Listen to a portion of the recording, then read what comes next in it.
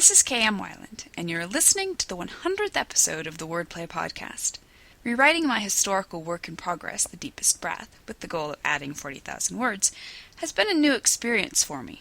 I'm more accustomed to cutting words than adding them, but I'm discovering it's actually a whole lot of fun. Adding words to an already completed story arc means the pressure of correctly structuring the story is almost completely nil. I don't have to worry about making certain the story hangs together just right at all of its major plot points. That's already done. What I get to focus on is the fun stuff. I suppose it's kind of like decorating a completed cake. The hard part is finished, the cake is baked to perfection, and all that remains is the creative fun of adding sugar roses and iced curlicues. At any rate, I'm rolling right along and enjoying every minute. The June issue of my e-letter hit inboxes last week. It included the usual roundup of inspirational quotes, creativity jumpstarters, and helpful links, as well as the article, "Have you chosen the right narrator for your story?" and my response to a subscriber's question about how to select an appropriate title for your story.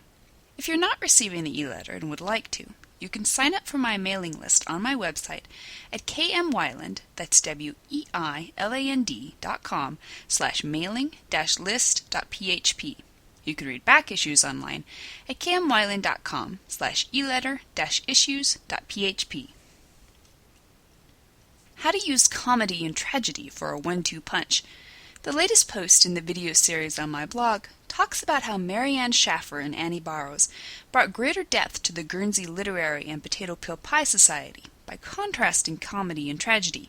You can watch the video on my blog at wordplay-kmweiland.blogspot.com. New videos are posted every Wednesday. Meanwhile, enjoy this week's podcast. Is your first-person narrator overpowering your story? Stories told by a first-person narrator, that is, I went to school today, versus the third-person narrator, she went to school today, are increasingly popular these days, particularly in YA fiction. But this is often a narrative perspective that's tricky to get right. The first-person narrator, more than any other type of narrator, is inclined to lapse into self-centered telling, in which he overpowers the story at the expense of the other characters, and even the plot itself. Let's take a look at some of the common pitfalls and how to avoid them. Beginning every sentence with I. The first-person narrator tempts writers into focusing on the narrating character to the exclusion of other subjective nouns.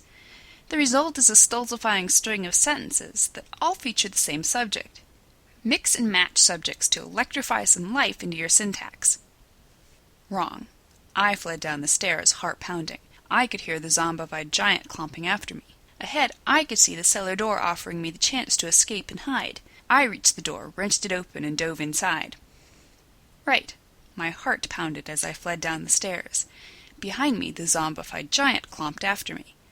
5 feet ahead, the cellar door offered the chance to escape and hide. I reached the door, wrenched it open, and dove inside. Telling thoughts instead of showing. In the first-person narrative, everything you write is straight out of the main character's brain. You don't need to clarify the character's thoughts by placing them in italics or qualifying them with an I thought tag. Wrong. I couldn't believe this was happening. Zombified giants don't really exist, do they? I thought to myself. Maybe I'm dreaming. Right. This couldn't be happening. Zombified giants didn't really exist, did they? Maybe I was dreaming. Inserting lengthy narrative at the expense of action and dialogue. First-person narration offers the temptation to share with readers everything the character is thinking.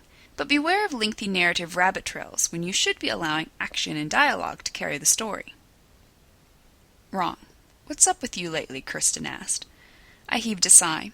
Kirsten had no idea how insane my life had become. She had no idea that zombified giants, huge and ugly and stinky, were after me. Insert lengthy description of zombified giants, narrator's life, history of friendship with Kirsten, etc. Right. What's up with you lately? Kirsten asked. I heaved a sigh. You have no idea how insane my life has become. I threw my backpack into my locker, shot a surreptitious glance up and down the hallway, then leaned forward to whisper in her ear, "Zombies. Big ones." Insert witty, conflict-ridden dialogue that conveys the important information about zombified giants, narrator's life, history of friendship with Kirsten, etc. Utilizing a first-person narrator can be an exciting way to create an immediate and intimate story readers won't be able to turn away from. Make sure you aren't stumbling over these common mistakes, and you'll be more than ready to knock readers, and maybe some zombified giants as well, off their feet with your powerful narrative. Thank you for listening to the Wordplay Podcast. To read a transcript of this episode, visit me on the web at wordplay-kmwyland, that's weiland.blogspot.com, and be sure to listen again next week.